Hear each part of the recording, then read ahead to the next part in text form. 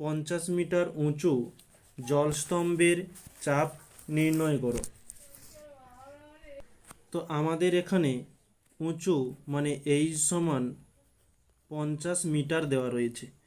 জি সমান দেখতে পাচ্ছ 9.8 মিটার পার সেকেন্ড।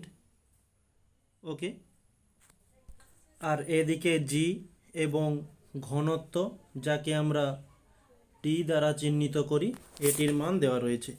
তো আমরা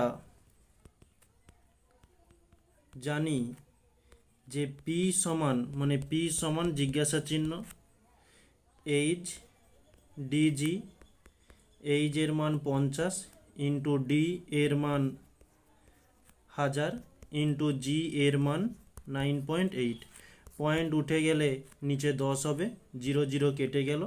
এটা আমরা ক্যালকুলেশন করব যে 9 এর সঙ্গে 5 গুণ করলে আমরা 490 পাচ্ছি, তার সঙ্গে 3টে 0 যোগ করে দিলাম। ওকে, এত newton metre to the power -2, বা একে আমরা লিখতে পারি যে 49 into 10 to the power 4 newton metre -2, বা একে আমরা লিখতে পারি 4.9 into 10 to the power 5 newton metre to the power -2।